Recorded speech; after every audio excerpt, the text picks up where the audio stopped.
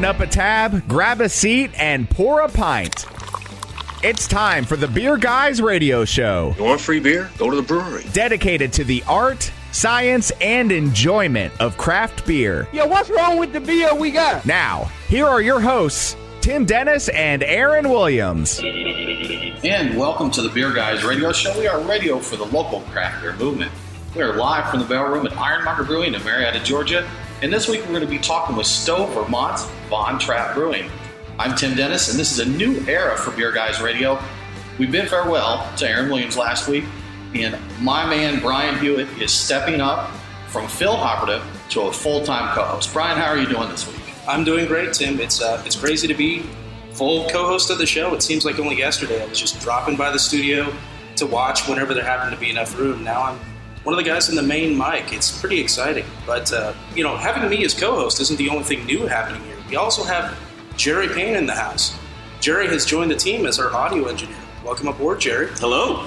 Happy to be here. Appreciate you guys having me on. Been in Atlanta radio for about 10 years and happy to join you guys and talk some beer. It's good times, man. Jerry is bringing the pain to the Beer Guys Radio Show. Absolutely. So another busy week here, Brian. Lots going on as there always is in Atlanta anymore. So what'd you get into this week?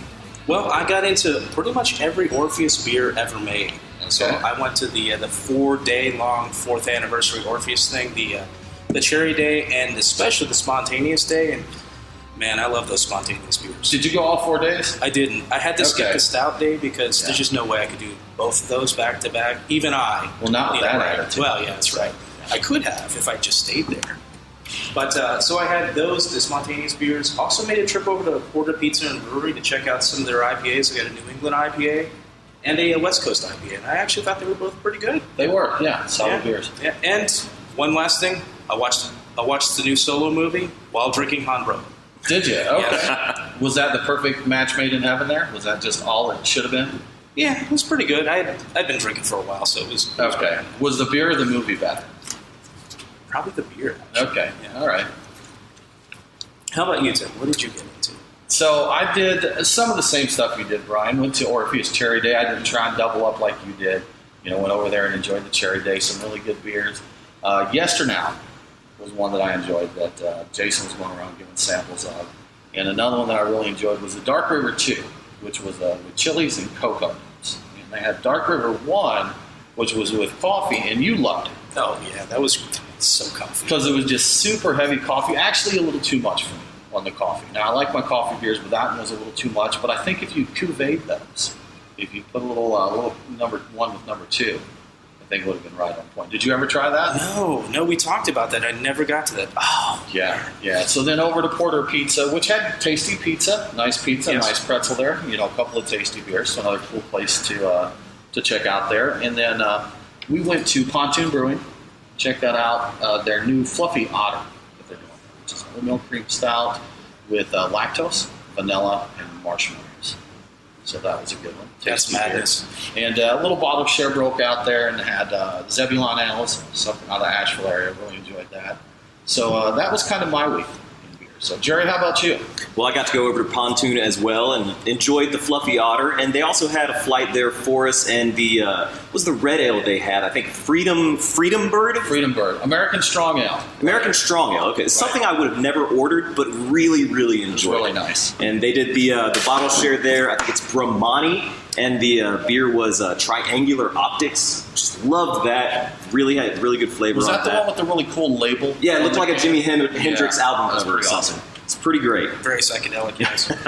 And then I was lucky enough to get one of the Dry County and Variant collaborations, one of the crowler of the luxury fiber that they do. I think it's a cashmere hop, I believe, in that one. So that's where the name comes from, and really enjoyed that one too.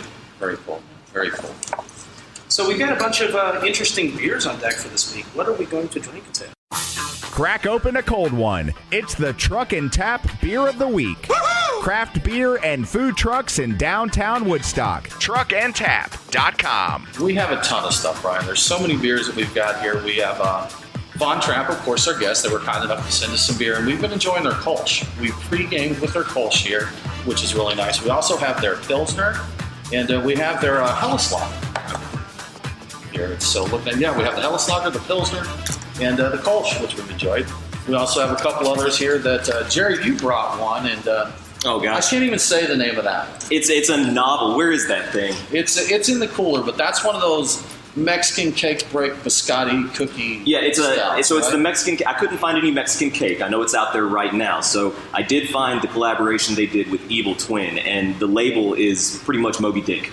Right. So don't have the full name right now. Stay tuned for that. We'll get Banana to that. cognac for sure. Banana cognac, absolutely. So also, Brian, I think you brought a bottle of Orpheus yesterday.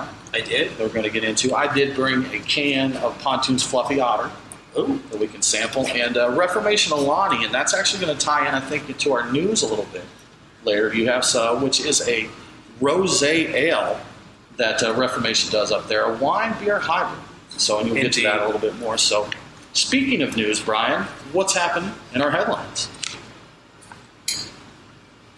All right, we've got a bunch of interesting stuff. I will start off since you led me into that rosé situation. I was reading some news. Willamette Week over in the Northwest is saying rosé ales are hot right now, and really, that's as much as there is about that. Hey, we have one. I have several of them, and we were talking about it the other day. In fact, Jerry had not even tried one yet, and was really interested in trying it. So I thought it all came together. It was kind of kismet in terms of beer, so we had to go that route. Now, they have a neat name for the style over there, don't they? Oh, Say brosé? No, it's rosé. It is. I think it said brosé. No. They should use that. So maybe they should. I'm pretty sure somebody has. That sounds like a Monday night name. That could be. Yeah. So if someone hasn't used it, I wouldn't be surprised to see it out there. So we've got some timely and relevant developments in the Northeast. The Brewers Association has told us that Vermont has passed a franchise reform bill. In case some of the listeners aren't familiar with franchise laws and how they go, they govern the relationships between brewers and distributors. In this case, the bill stipulates how a small brewer can terminate the relationship with a distributor in several different scenarios. And here, a small brewer is one that's under 50K barrels a year and is less than 3% of this distributor's total sales by volume. So basically, you've got good cause and no cause to separate. In good cause, you have to give 120 days notice unless there's a written agreement, and then everything's cool. But no cause, you have 30 days notice, but you've got to pay the distributor annual gross sales, gross profits on the products they sell from your brewery for 5 years. That sounds insane. And I read through it, and I was wondering if maybe there was something that I missed there as to how that worked. But we're actually fortunately going to have a Vermont brewer on today, so we'll talk to him a little bit. I think he'll have some opinions. Yes, definitely. So we've got some interesting drama and controversy expanding, actually. Sean Hill from Hill Farmstead recently has clarified his comments about craft beer and mental health. So I don't know if you saw the article or not. It went around a lot. But the UK's Morning Advisor basically wrote an article in which they were saying Sean Hill did an entire, basically an interview about the relationship between mental health and alcohol consumption and how it is ignored by members of the beer and brewing society, or industry, not society. But they also say that Sean's mental health took a little bit of a hit when he won his award in 2013. So he said he did say some things quoted, but they were taken out of context, and it was a very small percentage of the interview, and he was kind of guided, led along by the interviewer. Okay. To put together a story that never happened. Yeah, that never happened. Never. So he took to Beer Advocate to clear that up.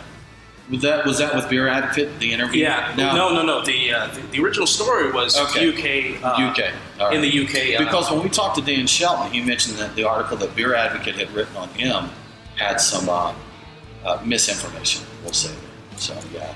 Now, Brian, one more thing real quick. I believe another rock and roll band has dropped us a beer, right? You are correct. Def Leppard has collaborated with Elysian Brewing to create Def Leppard Pale. That's coming out in association with their tour with Journey this year. Very cool. Rock and roll beers. You're listening to the Beer Guys Radio Show. We need to take a quick break, but coming right back, we're going to be talking with Brewmaster JP Williams of Vermont's von Trapp Brewing.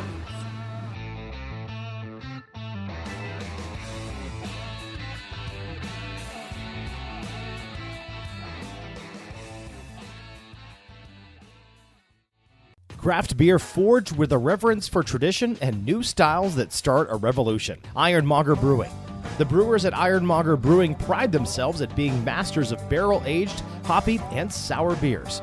They invite you to their taproom in Marietta to taste and see.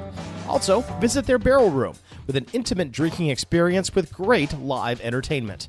Keep up to date on all things Ironmonger by liking them on Facebook. Ironmonger Brewing, establishing a new standard in craft beer. Are you thinking about opening a brewery or brew pub in the Atlanta area? If so, take a look at the Park at Georgetown. This unique community will feature a collection of restaurants as well as a craft brewery located within the new JW Homes luxury development, Dunwoody Green.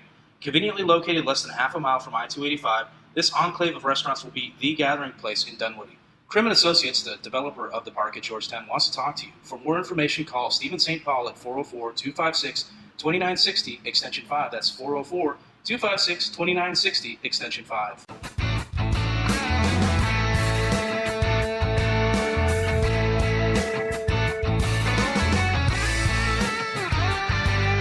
All right, welcome back to the Beer Guys Radio Show. For more great craft beer info, visit us on the web at beerguysradio.com. We're back in the studio with Von Trapp Brewing's JP Williams.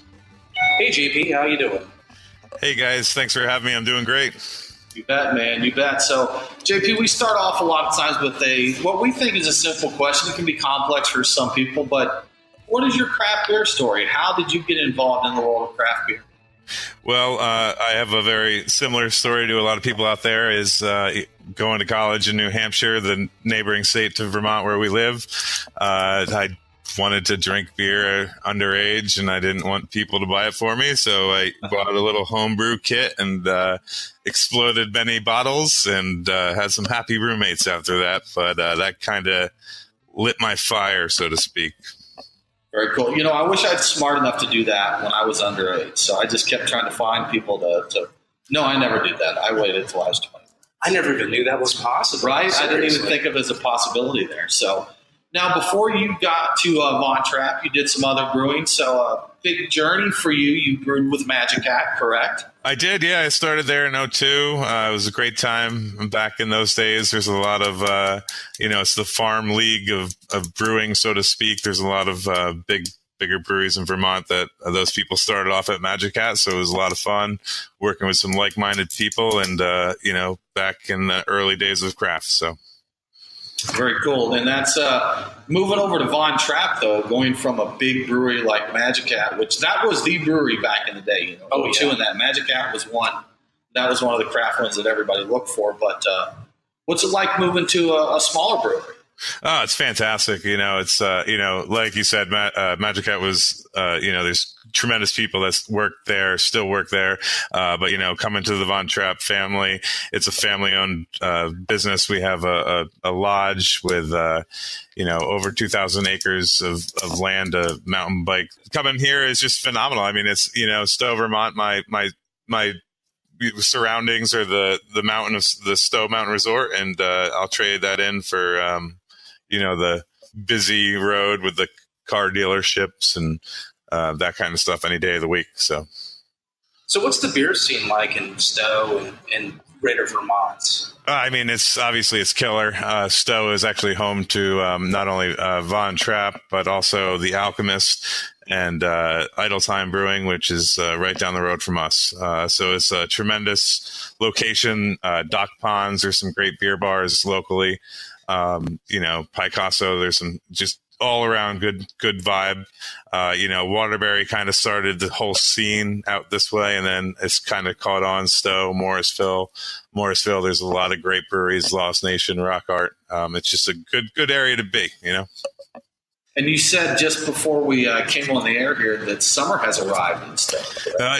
Oh yeah, where it was 85 yesterday and closer to 85, 87 today, and it's you really love being a brewer on these hot days. It's oh yes, I can only imagine down south what it truly is to brew in the southern heat.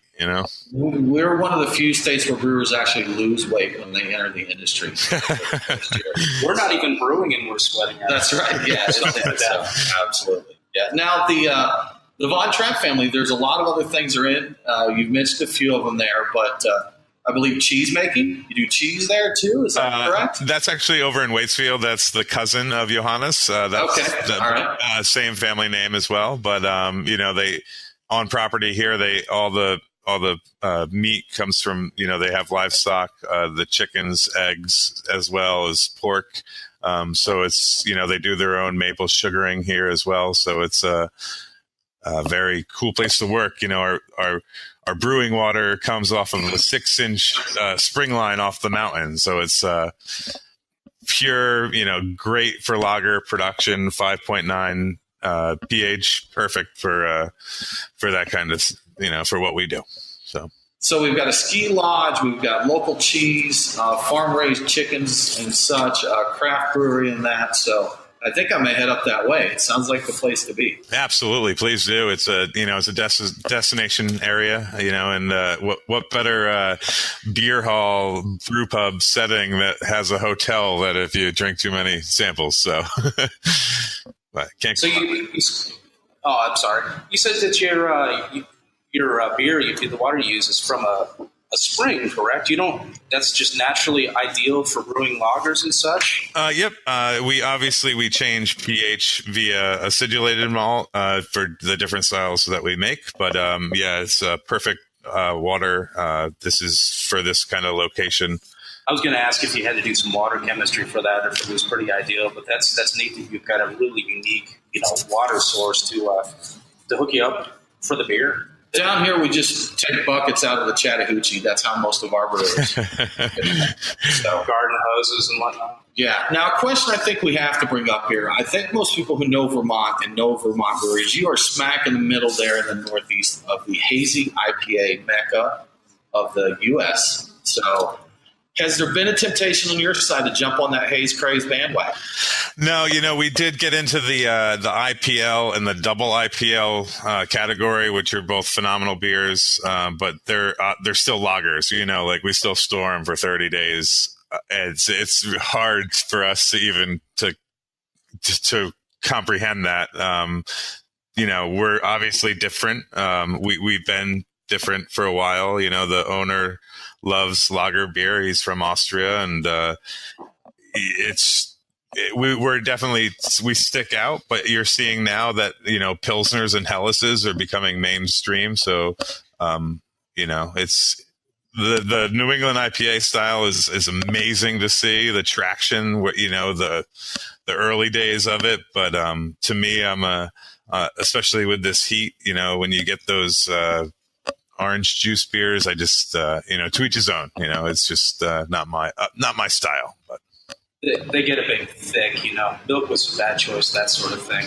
So over the past year, we've seen a number of things reported saying that basically Pilsners, lagers, and session beers have been growing at a rate that really exceeds other styles. Have you seen a big influx of new business as a result, or has the demand for your beer stayed more or less the same, kind of consistent? Yeah, we're actually just about to roll out Virginia, so we're going south. We're still in the Northeast, essentially, all of the Northeast, New Jersey, New York, Pennsylvania, and then we're going into Maryland and Virginia. Obviously, we make lagers. People know that we make lager beer, so we're the kind of that good shelf alternative, maybe, for someone who might not want to go all in on a 8% beer of some sort. But yeah, you hit the head on the nail. People are changing gears. Good brewers are making Helleses and Pilsners because you cannot hide imperfections of beer behind, 3 to 1 pound a barrel ratio of hops. So they've been making them for hundreds of years, and I'm glad to see it catching fire here in the States. So, something I don't think anyone's done, and you could be a trendsetter on this. I have not seen a tropical milkshake Pilsner anywhere. I've not seen anyone do that. Yes. I can't say that that's in our research and development phase, but you're not gonna see it from Von Trapp either. Isn't that part of the run Haskell? It's lactose, sugars, and barley and hops and yeast. Yeah. Very cool. Awesome. We want to get into this a little bit, and I think we're coming up on a break here, but we'll kind of set it up before we go. we've read recently that Vermont just passed franchising. And we know that's a big subject in a lot of states. For those not familiar with what we mean when we say franchise law, that has to deal with the brewer-distributor relationship. And in many states, brewers just have no recourse to alter or change or leave a distributor. They're basically tied to them. And in most places, the concessions for them leaving the distributor can be damaging or even fatal to their business. So it's something that's a big deal. So, JP, when we come back, we're going to talk a little bit more about that and kind of get your take on the changes here. So, you betcha. Yeah, you are listening to the Beer Guys Radio Show. We do need to take a quick break, but we'll be back right after this to talk more with JP Williams of Trapp Brewing.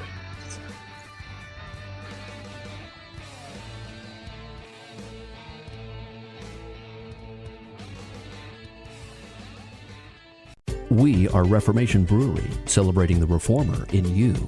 Locally crafted within the renowned Etowah watershed of Woodstock, Georgia, Reformation creates yeast-forward brews full of aroma and flavor crafted to last. Come see us in beautiful Woodstock, Georgia, for a tour and tasting of unique brews that you can't find anywhere else. Reformation Brewery, set beer free. ReformationBrewery.com. If you're in Atlanta, make sure to visit Sweetwater's Woodlands and sample their amazing wild, sour, and barrel-aged beers. For the real craft beer fans, the Woodlands Circle Beer Club offers 6 unique beers covering a variety of styles. Series 1 is just wrapped up, and Series 2 will begin releasing this summer. Some of the styles planned include a pastry-inspired barrel-aged Imperial Stout and a gin barrel-aged Rosette. Visit the Woodlands now or get more info on the Woodlands Circle and sign up at sweetwaterbrew.com/club. That's sweetwaterbrew.com/club.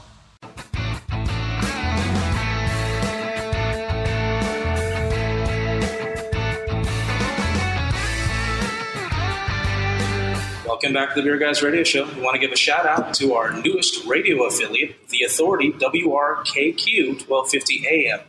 Catch Beer Guys Radio on WRKQ every Sunday at 11 a.m. Eastern. And we're back with Trapp Brewing, and we're talking to their brewmaster, JP Williams. Absolutely. And Brian, I believe WRKQ is in lovely Madisonville, Tennessee. Is that correct? Did I miss that? You missed that. It's okay. We'll fill it in there. We got it. Everybody knows now, right? So we're all set. They are all informed. They're informed. They have the 411. So JP, thank you so much again for joining us today. We're enjoying all your beers, and we're on the Helles Lager now. Is that right, Brian? Is that what we just opened? That is correct. Very I had a good. mouthful of it when you were asking. Okay, there we go. So just before we went to break, we set up a little bit talking about Vermont's franchise reform. And we've read that, you know what, I'll let you say it. So what does the new law mean for your brewer-distributor relationship? Well, obviously, it changes the relationships tremendously. First off, all this wouldn't be possible without the aid of the Vermont Brewers Association and the executive director, Melissa Corbin. She's been putting in countless hours to help this cause. Being the first in the country, it's pretty unique. We're kind of setting the standards, and for smaller breweries, it gives them kind of wiggle room to play against the bigger fish in the sea. It's kind of leveling the playing field, so to speak. So what was the situation like before the reform? Honestly, it's this is not in regards to us. We have a great relationship with Feral Distributing. They're our Vermont distributor. They kill it. We sell a ton of beer through them. So we're perfectly happy with them. But if we weren't perfectly happy with them, it would give us, we'd have no way out. And you're kind of stuck in the marriage and waiting for your kids to turn 18 kind of thing. Or you just don't sell them beer for a year, which obviously is not the best idea in the world.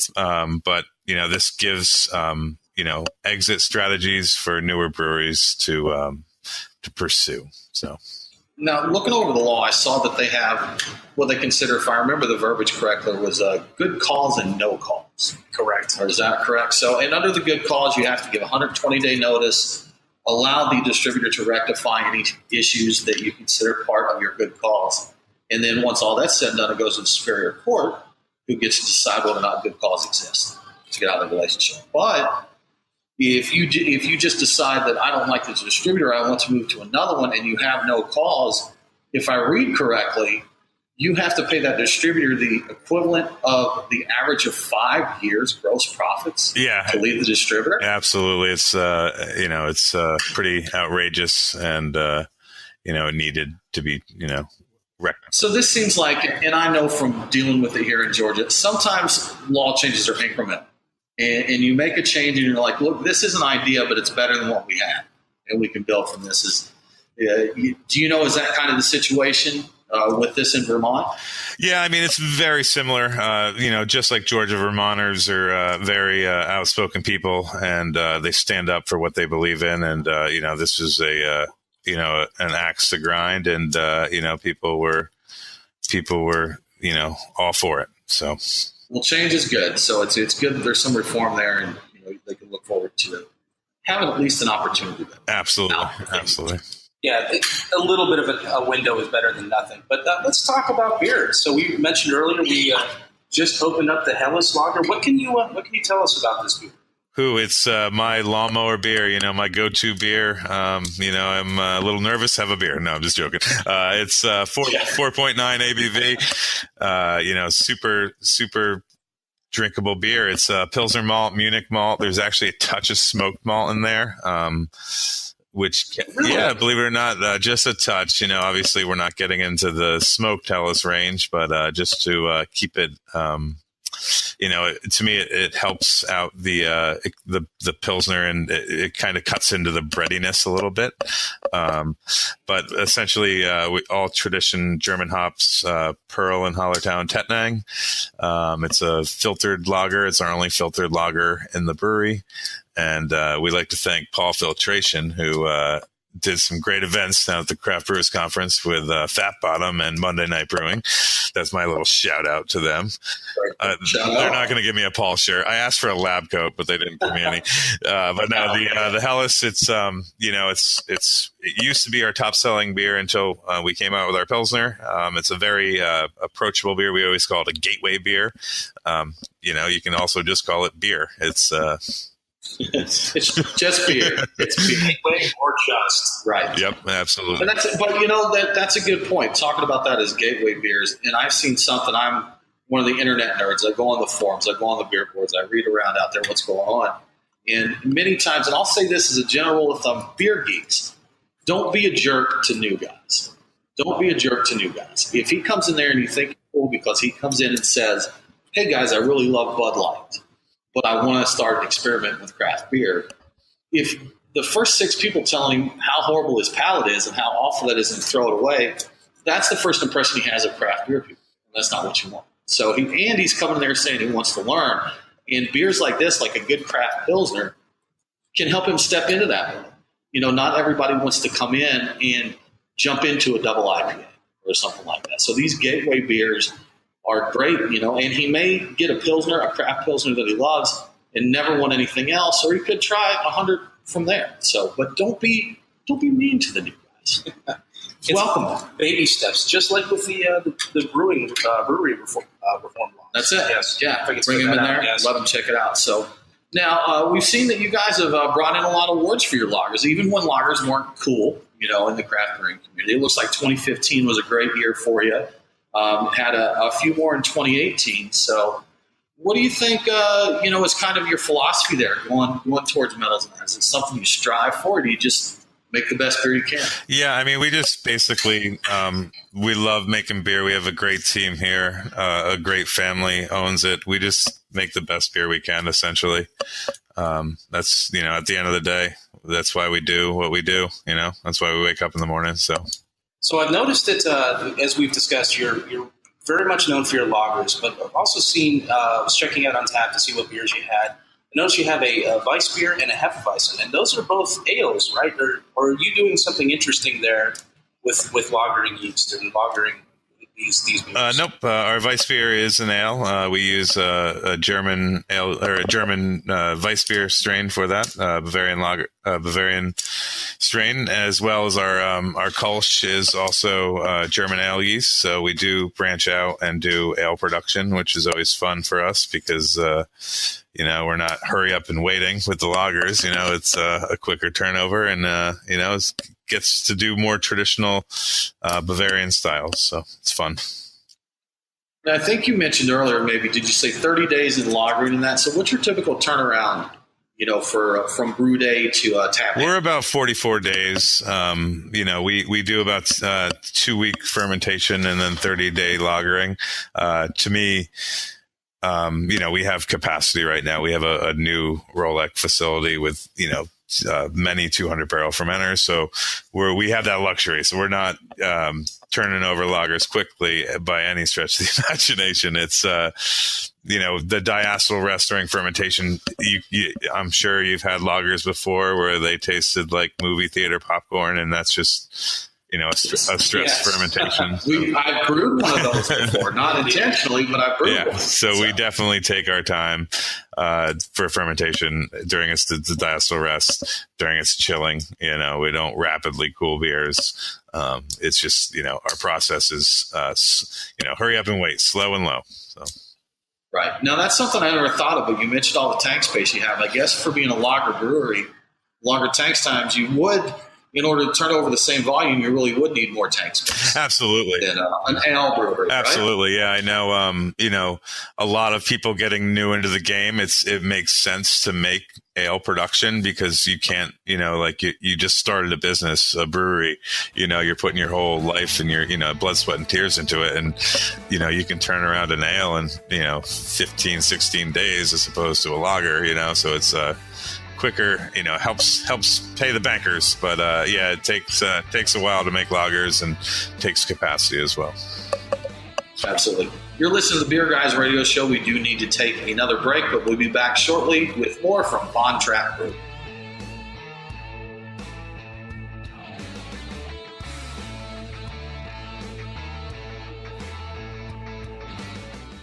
It's Aaron and Tim, the Beer Guys. If you're like us, no lunch or dinner is complete without a pint or two of craft beer. Which is why Truck and Tap in downtown Woodstock and Alpharetta are always on our list. Tim, why do they call it Truck and Tap? Well, the tap part is easy, Aaron. See, they've got 18 of them. As for the truck part, well, that's when it gets interesting. Truck and Tap features your favorite Atlanta area food trucks daily, so that way you're getting a different menu every day. Truck and Tap in downtown Woodstock, Alpharetta, and coming soon to Duluth in 2018. Truckandtap.com. Let them know that the Beer Guys sent you. Craft beer forged with a reverence for tradition and new styles that start a revolution. Ironmonger Brewing. The brewers at Ironmonger Brewing pride themselves at being masters of barrel-aged, hoppy, and sour beers. They invite you to their taproom in Marietta to taste and see. Also, visit their barrel room with an intimate drinking experience with great live entertainment. Keep up to date on all things Ironmonger by liking them on Facebook. Ironmonger Brewing, establishing a new standard in craft beer.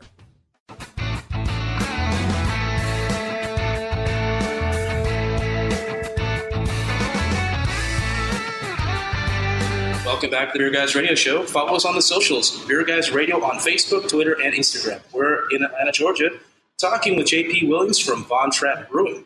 So, JP, earlier on we were talking about your use of smoked malts in some of your beers. Do you have any of your beers that feature that prominently? Yeah, we actually do it's kind of, this is where we get away from the traditional styles, but it's kind of like a smoked Bock beer. So it's a darker Bock, and it's, it's your 6.5% beer, but we use about 15% smoked malt in that beer. So it's, to some it tastes like an ashtray, to others this is Bamberg, Germany, so. See, I didn't get that much, and I guess maybe I'm not too sensitive if some people get it as an ashtray, but I like a hint of smoke, a wisp. Absolutely. But I don't like a heavy one. So we had I think it was a rock beer one time, and Brian said this tastes like drinking a barbecue through your nose, I believe was your. That sounds about right. Yeah. So balance is good with that. Those aren't for me. But moving on to some of your other beers, we're talking about your beers right now. You brew a double IPA. How's the reception been to that beer? It's been, I joke, it's what the kids want, you know what I mean? But no, that's actually our head brewer, Tom Everett. Great fella. That's his recipe. And, that's all American hops. We use German hops. We do an IPL that we use all, Hercules, Hallertau Blanc, Kiel Melon. But our double IPL is Chinook, Simcoe, Citra, and Amarillo. It's your it's your Pacific Northwest banging hops, and he did a great job. And it's it's 8%, so it's a little bigger beer for a lager world. But we do small pours next door at the beer hall, and it's been selling great. We did it in 16-ounce cans, and we kind of do pre-sales through the states that we're sold, and they went real quick. So. Yeah, because brewing lagers and German-style beers now, your small pours are, I think, 16-ounce, right? You either get a liter or a 16. Yeah. A glass boots. Right, yeah, Das Boot. Das Boot, yeah. I do remember my first beer as well, but no, that's Beer Fest. But that's like one of our requirements when you get a job here is you have to watch Beer Fest and tell me 3 jokes from it. But no, that's a joke. That sounds reasonable. Absolutely. I'm about due to watch that again, actually. It's the half pours are 8 ounces, but it's we do serve boot beer if you like to pursue that. So speaking of variety sizes, in terms of packaging, you've got, I was looking through your social media, you got pictures of all kinds of interesting things. You got 6-pack bottles, you got 12-ounce cans, and as you just mentioned, you've got the 16-ounce cans for the Double IPA. Is there a scheme for why you put some beers in some packaging and some in others? Yeah, that's actually a great question. Our Kolsch that you may have sampled already used to be in the can, but we moved it over to a bottle. So our bottle is our the traditional, our core 4, we call them, our Helles, Pilsner, Vienna, and Dunkel. From there we have seasonals that we also put in the bottles, and then we do seasonal one-offs, we call them, the Double IPL, the Bach beer. We do a hoppy Märzen, which is kind of like a weird, that's another category that's like hoppy Märzen. It doesn't, and it's, but it's a great tasting beer. Not to sell it short by any stretch of the imagination, but we do, we do specialty release of 16-ounce cans. Okay, cool. But you said the regular cans, that's for all of your regular release beers, or does that sound like you were saying most of those are in bottles? Yep, no, that's all in bottles.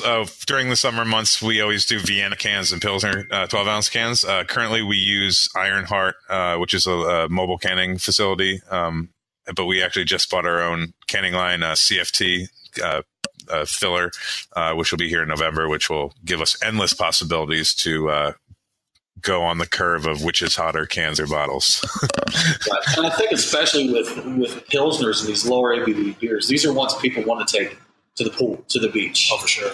On a lake. So those cans make them a lot lighter and easier to tote in and to tote out when you're done with them. So that's always a good thing. So you brew, JP, or you have brewed maybe both a Golden Helles and a Nature Helles. Am I saying that correct? Nature, yep. It's it's kind of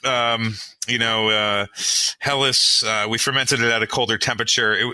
Actually, the reasoning behind this beer was it was the 75th anniversary of the Trapp Family Lodge Nordic Center. It's a rich history in the United States. 75 years ago, there wasn't, we all didn't have cell phones and Google Maps, and so people did things on their own. But it's a unfiltered Helles. It's natural Helles. We call it Natty H at the brewery. I don't know if that's a good name. Natty H. But it's Helles, but it is natural form. We fermented a little cold to drive down any ester production, and it's unfiltered, which the yeast obviously has a different taste as well versus stripping it out in a filter. So it's the same yeast, but just longer and colder. Is that right? I mean, what's the turnaround? Yeah, that one was actually a little bit over 60 days in lager time, or of fermentation lagering time, and we just wanted to make we wanted to strive for the style that we know very well, which is Helles, and we just wanted to put a little spin on it. We're not going to put fruit in it, or because fruit is for Belgians. That's what an old Austrian guy tells me. Fruit is for Belgians. But, it is. Fruit is for Belgians. It sounds like a song, doesn't it? Yeah, absolutely. So is there ever a temptation to get experimental with things? Because we've seen that you guys adhere to the right hotspot, correct? Yep, absolutely. Yeah. We have a pilot system. We have many talented brewers on this team. There's people who want to, we mess around all the time. We obviously also have capacity right now. So we do contract brewing, which we get to do. We get to work with some really cool contract partners here. which is the cloudy New England IPAs. So our brew house sees it all, and it's fun. It makes it breaks it up. It's it's fun to do a double IPA and then do a Helles the next day. So it's it really you don't scrunch up your noses and swear in German when someone comes in there to brew a hazy IPA. This is not possible. No, we don't do that. No, it's Okay, well that's good. That's good. So I have another question about Reinheitsgebot. And Brian, I think you did some research on it. I found out there's a traditional Reinheitsgebot. Bavarian from 1516. Okay. You know what? I'm going to let you go with this because you know more about it than I do. So part of my curiosity with this was which Reinheitsgebot do you follow? Because there's the Bavarian one from 1516, which is they've both been amended, but there's also the German one from I think like 1879, and they're a bit limited, but at the same time, I know they've been modified, and I think the Bavarian one was actually modified to allow quote natural ingredients beyond malted grains in like 2015. Yeah. But I couldn't find much info on that. So I'm curious what your actual policy is, because you definitely mentioned Reinheitsgebot on Facebook. Yeah. I mean, we use, like I said, we have spring water. That's like our backbone behind, the Trapp family property. And then we use Weyermann malt. We have direct shipments over from Bamberg. We have 3 silos, 3 50,000-pound silos that we have Pilsner, Vienna, and Munich in. That's pretty much all of our beer base malt, German hops, and yeast. In fairness, I mean, if we're going to nitpick, like we do use like a kettle clear, like a coagulant. So yeah, and it's something I think I had a friend who went over and met some friends who were trying to start a craft brewery in Germany, and they said that they brewed their beers and took them to a German beer fest. And this has probably been 5 or 6 years ago, but they said the reception was horrible. That they didn't like it, and they said one guy asked me if he had just made him drink cleaning solution. Wow. Because they tried to go over there and brew IPAs and that. Now I don't know much about the modern German brewing scene, but I know as of several years ago they weren't really receptive to stepping outside of those classes. Yeah, I know. We did a collaboration with Homebrew. They're in like southern Bavaria, and they do obviously every village has your brewery in Germany, and they do your Helles beer, your Dunkel beer, but they do American style hoppy beer. It's not it. They're very well received. But it's more of Berlin, where the younger kids, and they're also received well in Bavaria, but Berlin is a college town, just like I'm trying to think of University of Georgia. This is not going to be good for our listeners. What's the name? Anyway, like Burlington and University of Vermont. You know what I'm saying? There's younger people. Younger people are more into paradigm shifts and like being more receptive to change. But I could definitely see your point. When I went over to Germany to look at our brew house before they shipped it, there was no hobby beer, period. We went to a strong beer festival, and here I am used to like the extreme beer fest in Boston, where I'm thinking there's going to be 18% beer, and I show up and it's Bach and it's 6%, like I ate a big dinner and like ready to go. But well, thanks for taking a few minutes to talk to us, JP. Really appreciate that. If people want to keep up with events and happenings at Von Trapp Brewing, where should they go? That'd be great. You can check out vontrappbrewing.com, or you can check us out on Facebook and Twitter and or Instagram under Von Trapp.